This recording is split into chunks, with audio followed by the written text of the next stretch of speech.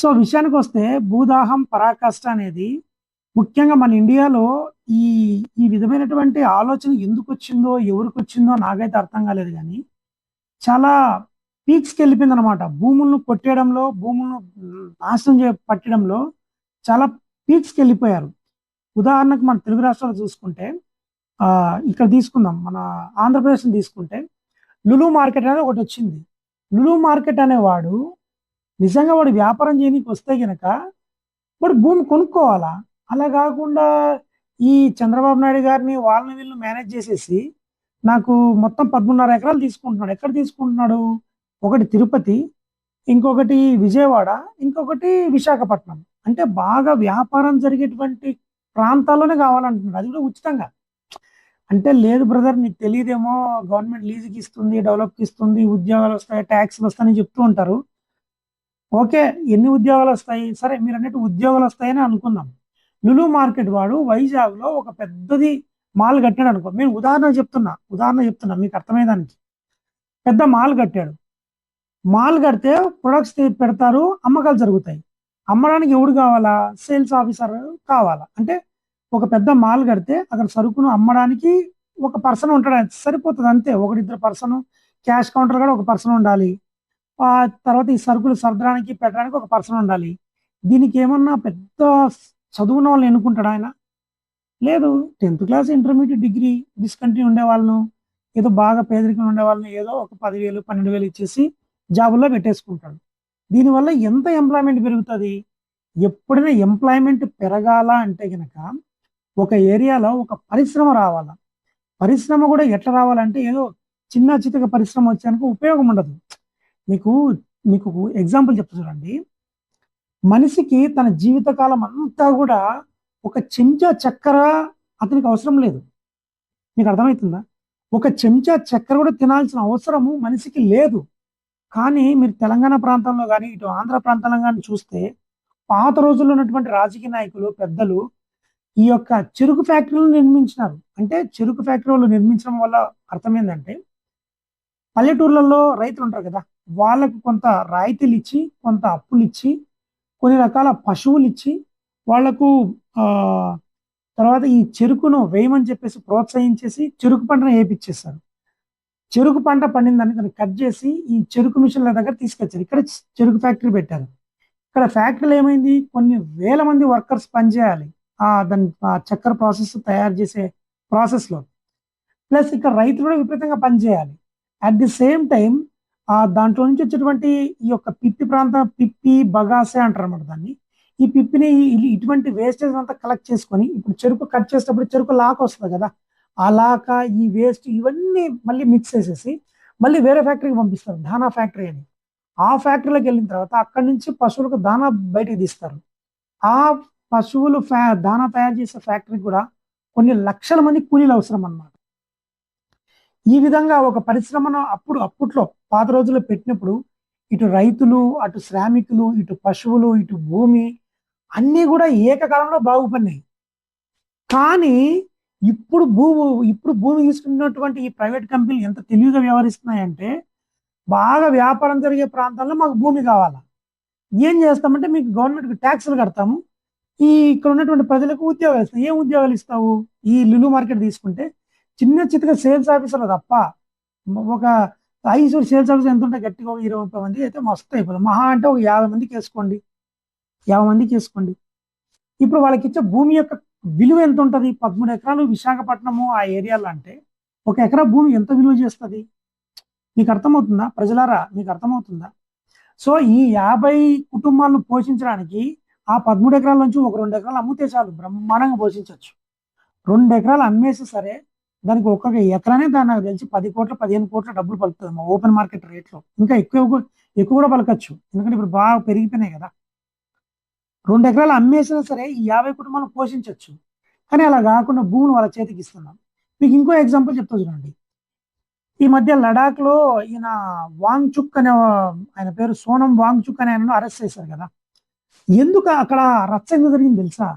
లద్దాఖ్ అనే ప్రాంతంలో మన అదానికి 48,000 ఎకరాలు సోలార్ ప్లాంట్ పెట్టడానికి కట్టబెట్టినారు మన సెంట్రల్ గవర్నమెంట్ వాళ్ళు.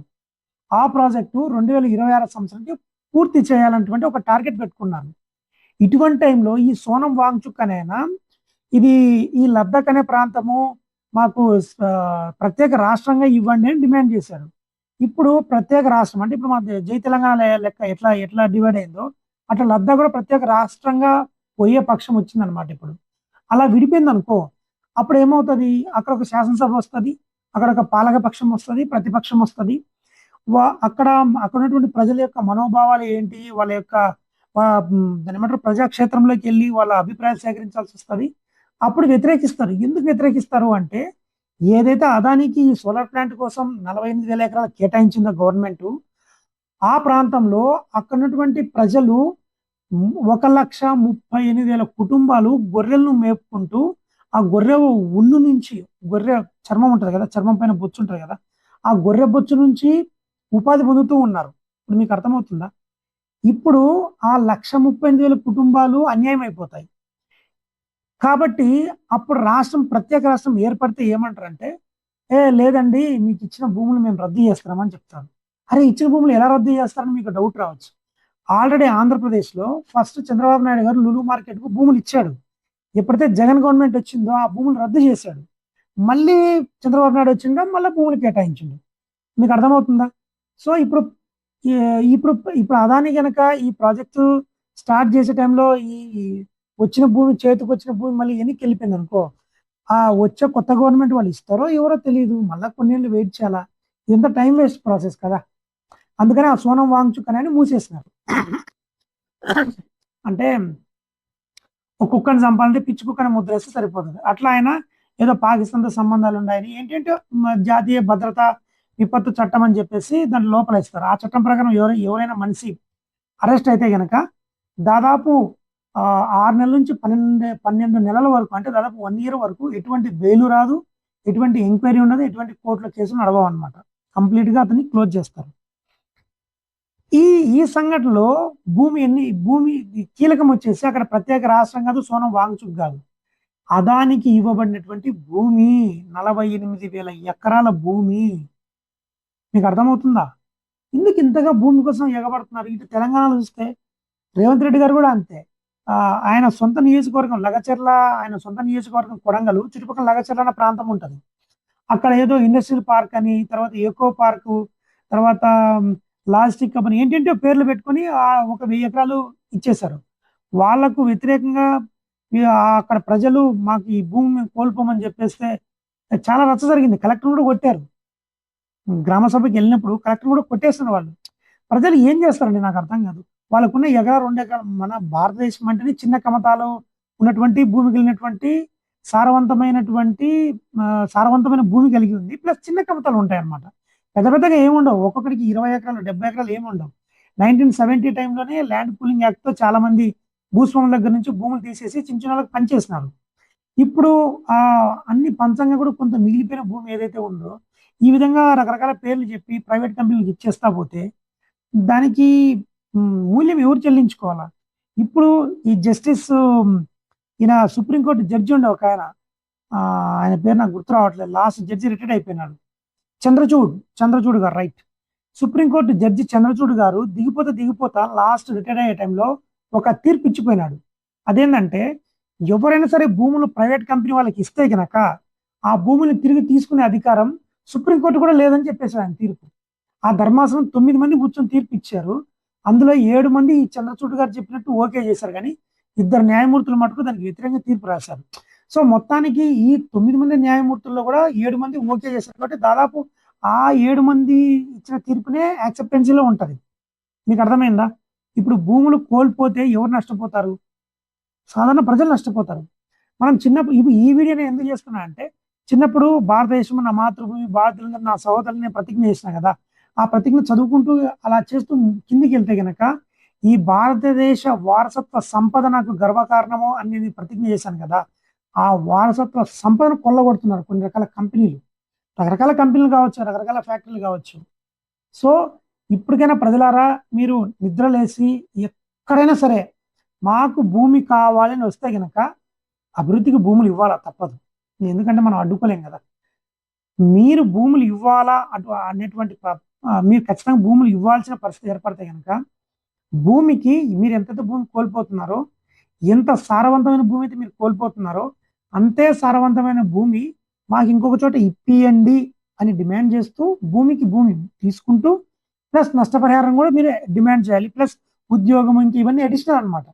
మీకు ఎందుకు నేను భూమిని ఇంత నొక్కి ఒక్కానిస్తున్నా అంటే చిన్న మాట అన్నా. మీ నాన్నగారికి భూమి ఉంది. మీ నాన్నగారికి కాలం అయిపోతే ఆ భూమి ఎవరికి వస్తుంది? నీకు వస్తుంది. నీ కాలం అయిపోతే ఆ భూమి ఎవరికి వస్తుంది? నీ కొడుకు వెళ్తుంది. నీ కొడుకు కాలం అయిపోతే ఆ భూమి ఎవరికి వస్తుంది? నీ మనవడికి వస్తుంది. నీకు అర్థమైందా? అలా కాకుండా నీకు ఉద్యోగం ఇచ్చిన అనుకో, నీ ఉద్యోగం నీ కొడుకు వస్తుందా? ఉద్యోగంలో కొంత డబ్బులు సంపాదిస్తే నీ కొడుకు సంవాట్ కొంత లగ్జరీగా ఉంటాడు. బట్ వాని కొడుకు వస్తుందా ఉద్యోగం?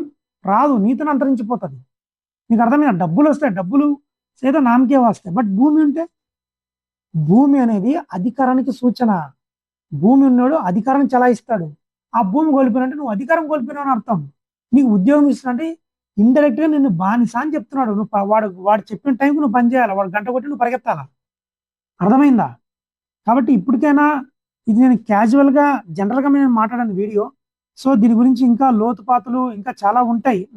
నాకు తెలిసి ఉన్నాయి కూడా. కాబట్టి ఎవరైనా సరే ఈ విధంగా భూములు కోల్పోవాల్సిన పరిస్థితి వచ్చే మటుకు దయచేసి మీ ప్రాణమైన కోల్పోయినా తప్పులేదు, కానీ భూములు మటుకు కోల్పోకండి. లేదు కంపల్సరీ భూములు ఇవ్వాలి గవర్నమెంట్ కంటే, మీరు ఎంతైతే భూమి కోల్పోతున్నారో సమానమైన భూమి వేరే చోట మీకు కావాలని డిమాండ్ చేయండి. వీలైతే ఇక్కడ మీరు 1 ఎకరా కోల్పోయినారు అనుకోండి, వేరే చోట 2 ఎకరాలు డిమాండ్ చేయండి, 3 ఎకరాలు డిమాండ్ చేయండి. మీకు వస్తుంది తెలుసా? ఒక ఒక అధికారిక లెక్క ప్రకారము మన ఆంధ్రప్రదేశ్ గవర్నమెంట్ దగ్గర దాదాపు 9 లక్షల ఎకరాలు ప్రభుత్వ భూమి ఉంది. తెలుసా మీకు ఆ విషయం? తెలీదు.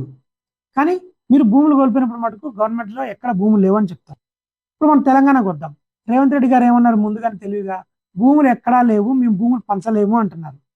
కానీ అక్కడ విశారదన్ మహారాజ్ అనేటువంటి ఒక ఆయన, ఒక సంఘ సంస్కర్త లాగా ప్లస్ ఆల్రెడీ ఒక పార్టీ కూడా పెట్టాడు ఆయన. ఆయన ఏమంటున్నాడు? తెలంగాణలో భూములు పుష్కలంగా ఉన్నాయి, నేను చూపిస్తా, నువ్వు పంచగలవా రేవంత్ రెడ్డి గారు అని అటు సవాల్ చేశాడు. అంటే ఇప్పుడు భూమి ఉన్నట్ట లేనట్ట? భూమి ఉంటేనే కదా ఆయనకు అంత ఐడియా ఉండి అంత స్టాండర్డ్ గా చెప్తాడు. మరి సీఎం రేవంత్ రెడ్డికి సవాల్ ఇస్తారండి అంటే. సో భూములు అయితే పుష్కలంగా ఉన్నాయి. మీరు భూములు కోల్పోయే సందర్భం వస్తే ఎకరాకు 2 ఎకరాలు 3 ఎకరాలు వేరే చోట అడగండి. ప్లస్ నష్టపరిహారం అడగండి.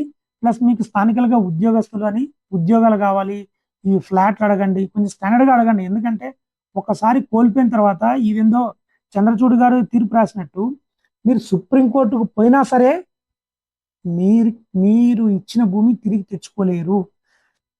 అదే ఫ్రెండ్స్, ఏదో నాకు వచ్చినటువంటి ఈ యొక్క థాట్స్ను కొంచెం నాన్ స్టాప్గా చెప్పాను. ఏదైనా మీకు ఏమనిపించిందో జనరల్గా కింద కామెంట్స్ రాయండి, నేను ఖచ్చితంగా చదువుతాను. ఏదైనా మంచి కామెంట్, నిజంగా హార్ట్ టచింగ్ కామెంట్ ఏదైనా ఉన్నట్టయితే నేను కంపల్సరీ దాని మీద మళ్ళీ వీడియో కూడా చేయడానికి కూడా సిద్ధపడతాను. ఓకేనా? Thank you. Have a nice day.